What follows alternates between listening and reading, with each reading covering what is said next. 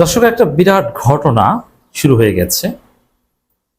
আমাদের বিপ্লবের পক্ষের শক্তি কেউ কেউ বলছেন, আশঙ্কা প্রকাশ করছেন যে প্রফেসর ইউনূসের কাছে, ইউনূসের উপর আর আস্থা রাখা যাচ্ছে না। প্রফেসর ইউনূস বিএনপির কাছে বিক্রি হয়ে গেছেন বা বিএনপির সাথে সমঝোতা করে ফেলেছেন। তিনি শহীদদের সাথে গাদ্দারি করছেন। তিনি সংস্কার ছাড়া, বিচার ছাড়া, নামকা অস্ত্র সংস্কারে একটা কথিত নির্বাচন দিতে যাচ্ছেন রোজার আগে। অতএব প্রফেসর ইউনূসের উপর আস্থা রাখা যায় না। তো এই জন্যে ছাত্রদেরকে পরামর্শ দেওয়া হচ্ছে যে ছাত্র, তোমরা যারা বিপ্লবের পক্ষের শক্তি, বিপ্লবকে কন্টিনিউ করতে চাইলে, বিপ্লবকে পরিপূর্ণ বা সাকসেস করতে চাইলে প্রধান বিচারপতির কাছে যাও, বিকল্প খোঁজো। প্রফেসর ইউনূসকে দিয়ে হয়তো বা হবে না।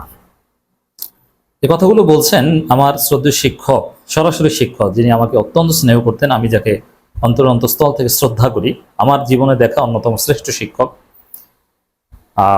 যিনি আমাদের শিক্ষা উপদেষ্টার সহকর্মী, একই ডিপার্টমেন্টের শিক্ষক, ঢাকা বিশ্ববিদ্যালয়ের আন্তর্জাতিক সম্পর্ক বিভাগের সাবেক অধ্যাপক প্রফেসর শাহিদুজ্জামান, যিনি জিয়াউর রহমানের উপদেষ্টা ছিলেন। তিনি একজন পিওর দেশপ্রেমিক, স্ট্র্যাটেজিস্ট, আমাদেরকে স্ট্র্যাটেজিক স্টাডিজ পড়াতেন, কম্পারেটিভ ফরেন পলিসি পড়াতেন, উঁচু মাপের একজন শিক্ষক। তিনি একটা সেমিনারে আলোচনা করেছেন এই বিষয়গুলো, যে ইউনূস নির্বাচন দিয়ে দিচ্ছে, নির্বাচনের কথা বলেছে না, এটা এটা মানে সেই এটা বিপ্লবের সাথে তিনি যেভাবে বোঝাতে চেয়েছেন তার কথাটা আমি সরলভাবে উপস্থাপন করি। এটা গাদ্দারি। সংস্কারের আগে হঠাৎ করে নির্বাচনের একটা ঘোষণা দিয়ে দিলেন। ইউনূসকে দিয়ে হবে না, প্রধান বিচারপতির কাছে যাও ছেলেরা তোমরা। কোনটা উচিত অনুচিত, কোনটা আইনি বেআইনি, এটা প্রধান বিচারপতি জানেন। অতএব এভাবে নির্বাচন হবে না। এভাবে নির্বাচন হয়ে গেলে এটা জাস্ট বিএনপিকে ক্ষমতা দিয়ে দেওয়া। আর স্যার যে প্রশ্নটা তুলেছেন যে তারেক রহমানের সাথে লন্ডনে যেভাবে বৈঠক করেছে, এমন একটা ভাব যে তারেক রহমানই পরবর্তী প্রধানমন্ত্রী, একদম ভ্যালিড কোশ্চেন।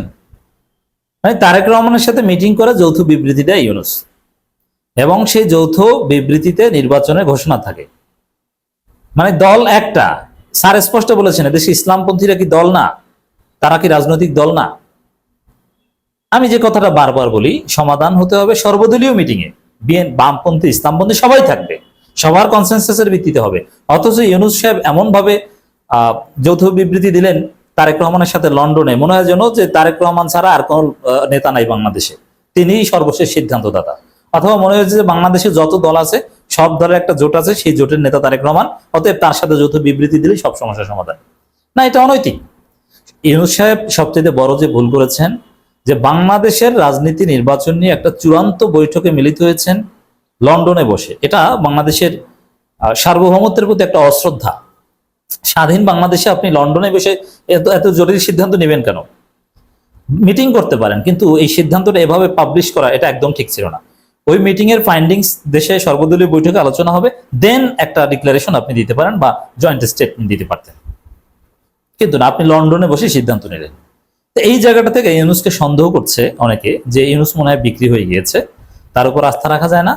প্রধান বিচারপতির কাছে যেতে বলছে অনেকে, যে তার পরামর্শ নাও কি করা যায়, কারণ এভাবে তো হবে না, এভাবে সম্ভব না।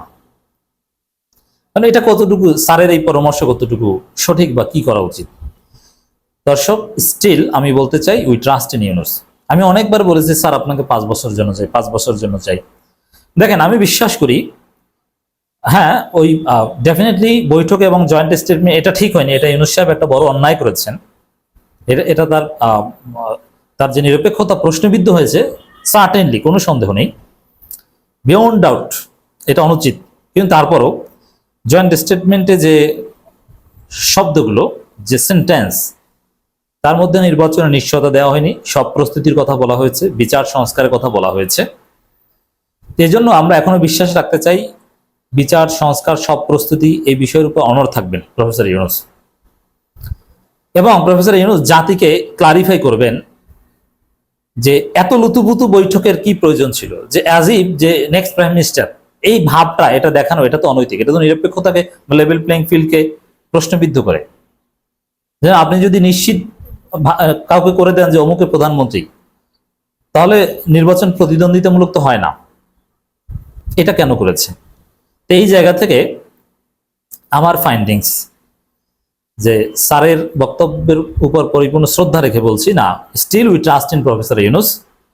প্রফেসর ইউনূসকে একটু চাপ দিতে হবে। আর একটা অনেক ঘটনা কিন্তু ঘটে গেছে ভিতরে, যেমন ছাত্র উপদেষ্টারা কিন্তু পাওয়ারলেস। একসময় মাহফুজের অনেক পাওয়ার ছিল, এখন মাহফুজকে কেউ গুনে না। উপদেষ্টা পরিষদে একটা সময় ছিল যে ছাত্র উপদেষ্টারা কিছু বললে ওটা কেউ উল্টে বলতে পারতো না। আর এখন উপদেষ্টা পরিষদের নাম কাওয়াস্তে আছে মাহফুজ এবং আসিফ, তাদের ওইভাবে কোনো পাওয়ার নেই, তাদেরকে কোণঠাসা করা হচ্ছে। এটা অশনি সংকেত। তো এই জায়গাটায় যে ইউনূসকে চাপ দিয়ে আমাদের জুলাই বিপ্লবের স্পিরিটের উপর রাখতে পারা, তাকে কমিটমেন্ট আনা যে স্যার আপনি মনোবল হারিয়ে ফেললেন, আসলে কি ঘটেছে আপনি ক্লারিফাই করেন। একই সাথে বিকল্প প্রস্তুতিও গ্রহণ করা। স্যার যেটা বলেছেন শাহেদুজ্জামান স্যার, যে প্রধান বিচারপতির কাছে যাওয়া যেতে পারে, অথবা ইউনূস যদি দুর্বল চিত্তের লোক হন যে না আর পারছি না, নির্বাচন দিয়ে আমি চলে যাই। কিন্তু আমাদের তো সংস্কার বিচার নিশ্চিত করতেই হবে নির্বাচনের আগে। এই সংস্কার মানে, আবারও বলছি, সংবিধান সংস্কার, যেটা বিএনপি মানতেই চায় না। সংবিধান পরিবর্তন করতে হবে, স্থানীয় সরকার নির্বাচন হতে হবে, তার মাধ্যমে সরকার এবং নির্বাচন কমিশনের সক্ষমতা প্রমাণ করতে হবে, তারপরে জাতীয় নির্বাচনের নাম নিতে হবে। এত সহজ নয়। রাজনৈতিক সংস্কৃতি কি হয়েছে, লেভেল প্লেইং ফিল্ড আছে কিনা, প্রচার প্রচারণা দুর্বল প্রার্থীরা চালাতে পারছে কিনা, সব পেশি শক্তির পাওয়ার প্রভাব আছে কিনা, কালো টাকা চলে কিনা, এগুলো সব যাচাই বাছাই করে ফিল্টারিং করে দেন ন্যাশনাল ইলেকশন হতে হবে। তার আগে এটা করা যাবে না।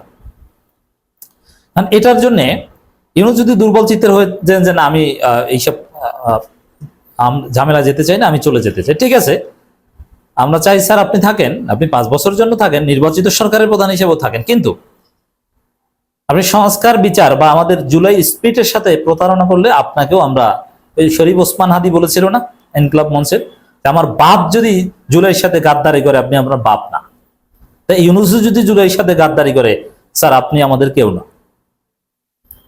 আমাদের বিকল্প রেডি, এই বিকল্পটা রেডি করে রাখা দরকার, যে ইউনূস যদি নির্বাচন দিয়ে চলে যেতে চান সংস্কার ছাড়া, বিচার ছাড়া, সুষ্ঠু নির্বাচনের নিশ্চয়তা ছাড়া, তাহলে আমরা কি করব, বিকল্প আমরা কাকে আনবো, কি তৈরি করব, এটা রেডি করে রাখা। তো এটা যদি বিকল্প রেডি থাকে, ছাত্র জনতার একটা গ্রুপের হাতে, ইনকিলাব মঞ্চ বা বাংলাদেশ এনসিপি, নানান গ্রুপ আছে যারা ছাত্র জনতার গ্রুপ, তাদের কাছে রেডি থাকবে যে আমরা এই মানের সংস্কার চাই, সংবিধান সহ, আমরা এই মানের জুলাই চার্টার চাই, আমরা এতটুকু বিচার দেখতে চাই, আমরা এই ধরনের পরিবেশ পাওয়ার পর আমরা জাতীয় নির্বাচন মানবো, তার আগে নির্বাচন মানবো না। এটা যদি এই সরকার না করে, তো আমরা অন্য সরকার চাই, সেই অন্য সরকারকে রেডি, আমরা কিন্তু প্রস্তুত। অতএব আপনাদের হয় এটা করতে হবে, নইলে কিন্তু আমাদের হাতে অন্য অপশন। স্যারের শাহেদুজ্জামান স্যারের এই পরামর্শ বিকল্প হিসেবে রেখে দেওয়া যেতে পারে।